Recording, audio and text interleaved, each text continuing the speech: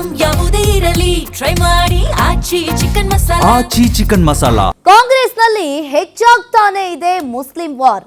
ಈಗಾಗಲೇ Davanagere by election ಹೊತ್ತಲ್ಲೇ ಈ ವಿಚಾರಕ್ಕೆ ಸಂಬಂಧಪಟ್ಟಂತೆ ಕಾಂಗ್ರೆಸ್ನಲ್ಲಿ ಮುಸ್ಲಿಂ ವಾರ್ ಜಾಸ್ತಿ ಆಗ್ತಾನೆ ಇದೆ. ಮುಖ್ಯಮಂತ್ರಿ ಸಿದ್ದರಾಮಯ್ಯ ಆಪ್ತರ ಮೇಲೆ ಕ್ರಮ.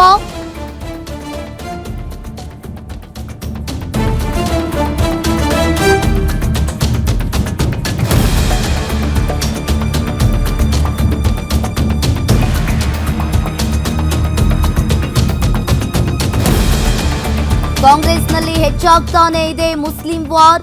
ದಾವಣಗೆರೆ ದಕ್ಷಿಣ ಎಲೆಕ್ಷನ್ ಎಫೆಕ್ಟ್ ವಿಚಾರಕ್ಕೆ ಸಂಬಂಧಪಟ್ಟಂತೆ ಮುಖ್ಯಮಂತ್ರಿ ಸಿದ್ದರಾಮಯ್ಯ ಆಪ್ತರ ಮೇಲೆ ಕ್ರಮ ಜರುಗಿಸಲಾಗಿದೆ. ಕಾಂಗ್ರೆಸ್ನಲ್ಲಿ ಮುಸ್ಲಿಂ ಮುಖಂಡರ ಅಸಮಾಧಾನವನ್ನ ವ್ಯಕ್ತಪಡಿಸಿದ್ದಾರೆ. ಇನ್ನೊಂದು ಕಡೆ ಕಾಂಗ್ರೆಸ್ನಲ್ಲಿ ಮುಸ್ಲಿಂ ಮುಖಂಡರು ಕೂಡ ಅಸಮಾಧಾನವನ್ನ ವ್ಯಕ್ತಪಡಿಸಿರುವಂತದ್ದು. ಸಿಎಂ ಆಪ್ತರ ಟಾರ್ಗೆಟ್ ವಿಚಾರಕ್ಕೆ ಸಿಎಂ ಬಣ ಈಗ ಅಲರ್ಟ್ ಆಗಿದೆ. ಸಿಎಂ ಸಿದ್ದರಾಮಯ್ಯ ಆಪ್ತರಿಂದ ಸಭೆಗಳು ಕೂಡ ಮುಂದುವರೆದಿರುವಂತದ್ದು. ಗೃಹ ಸಚಿವ ಪರಮೇಶ್ವರ್ ಸರ್ಕಾರಿ ನಿವಾಸದಲ್ಲಿ ಸಭೆ ಮಾಡಲಿದ್ದಾರೆ. ಇನ್ನು ಈ ಸಭೆಯಲ್ಲಿ ಪರಮೇಶ್ವರ್, ಸಚಿವ ಸತೀಶ್ ಜಾರಕಿಹೊಳಿ, ಆರೋಗ್ಯ ಸಚಿವ ದಿನೇಶ್ ಗುಂಡೂರಾವ್ ಸಭೆಯಲ್ಲಿ ಭಾಗಿಯಾಗಲಿದ್ದಾರೆ. ಇನ್ನು ಈಗಾಗಲೇ ಬೆಳಗ್ಗೆ ಸಿಎಂ ಭೇಟಿ ಮಾಡಿರುವ ಸತೀಶ್ ಜಾರಕಿಹೊಳಿ ಈಗಾಗಲೇ ಒಂದ್ ಕಡೆ ವಾಲ್ಮೀಕಿ ಹಾಗೂ ಮುಸ್ಲಿಂ ವಿಚಾರಕ್ಕೆ ಸಂಬಂಧಪಟ್ಟಂತೆ ಈಗಾಗಲೇ ಸತೀಶ್ ಜಾರಕಿಹೊಳಿ ಅವರು ಒಂದ್ ಕಡೆ ಡಿಸಿಎಂ ಡಿಕೆ ಶಿವಕುಮಾರ್ ಅವರನ್ನ ಕೂಡ ಭೇಟಿ ಮಾಡಿದ್ರು. ಇನ್ನೊಂದ್ ಕಡೆ ಸಿಎಂ ಸಿದ್ದರಾಮಯ್ಯನವರನ್ನ ಕೂಡ ಭೇಟಿ ಮಾಡಿದ್ರು. ಇದೇ ಹೊತ್ತಲ್ಲೇ ಈಗ ಗೃಹ ಸಚಿವ ಪರಮೇಶ್ವರ್ ಸರ್ಕಾರಿ ನಿವಾಸದಲ್ಲಿ ಈ ಸಭೆಯಲ್ಲಿ ಪರಮೇಶ್ವರ್, ಸಚಿವ ಸತೀಶ್ ಜಾರಕಿಹೊಳಿ, ಆರೋಗ್ಯ ಸಚಿವ ದಿನೇಶ್ ಗುಂಡೂರಾವ್ ಈ ಸಭೆಯಲ್ಲಿ ಭಾಗಿಯಾಗುವ ಸಾಧ್ಯತೆ ಇದೆ.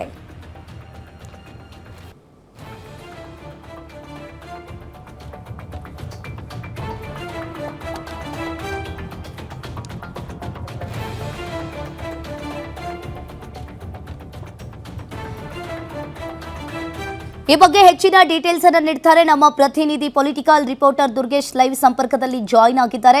ದುರ್ಗೇಶ್, ಒಂದ್ ಕಡೆ ನೋಡ್ತಾ ಇರಬಹುದು, ಈಗಾಗಲೇ ಸತೀಶ್ ಜಾರಕಿಹೊಳಿ ಅವರು ಡಿಸಿಎಂ ಡಿಕೆ ಶಿವಕುಮಾರ್ ಅವರನ್ನ ಒಂದ್ ಕಡೆ ಭೇಟಿ ಮಾಡಿದ್ರೆ, ಇನ್ನೊಂದ್ ಕಡೆ ಸಿಎಂ ಸಿದ್ದರಾಮಯ್ಯನವರನ್ನು ಕೂಡ ಭೇಟಿ ಮಾಡಿದ್ದಾರೆ. ಇದೇ ಹೊತ್ತಲ್ಲೇ ಈಗ ಪರಮೇಶ್ವರ್ ಹಾಗೂ ದಿನೇಶ್ ಗುಂಡೂರಾವ್ ಸಭೆಯಲ್ಲಿ ಕೂಡ ಭಾಗಿ ಆಗ್ತಾ ಇದ್ದಾರೆ. ಏನಿದೆ ಇದ್ರ ಬಗ್ಗೆ ಹೆಚ್ಚಿನ ಡೀಟೇಲ್ಸ್ ದುರ್ಗೇಶ್?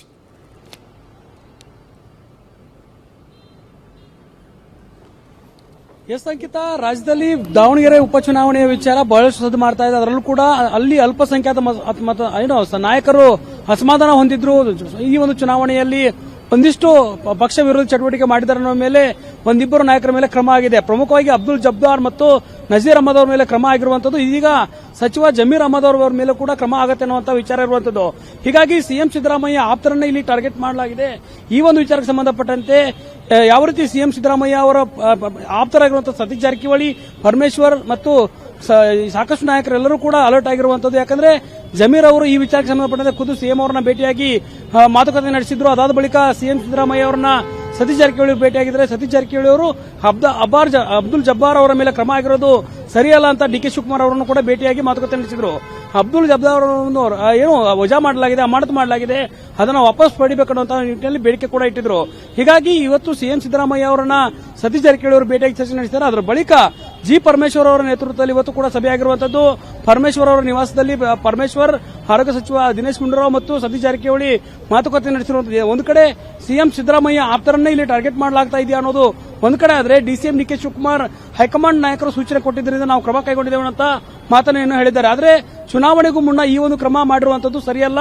ಈಗಾಗಲೇ ಎಸ್ಸಿ ಎಸ್ಟಿ ನಾಯಕರು ಒಂದಿಷ್ಟು ಅಸಮಾಧಾನ ಹೊಂದಿದ್ದಾರೆ. ಅದರಲ್ಲೂ ಕೂಡ ರಾಜಣ್ಣ ಅವರನ್ನ ರಾಜೀನಾಮೆ ಪಡೆದ ಬಳಿಕ ಕಿಕೌಟ್ ಮಾಡಿದ ಬಳಿಕ ಎಸ್ಸಿ ಎಸ್ಟಿ ವರ್ಗ ನಮ್ಮ ಜೊತೆಗಿಲ್ಲ, ಇತ್ತ ಅಲ್ಪಸಂಖ್ಯಾತರು ಕೂಡ ಈಗ ನಮ್ಮ ಮೇಲೆ ಅಸಮಾಧಾನ ಹೊಂತಾರೆ.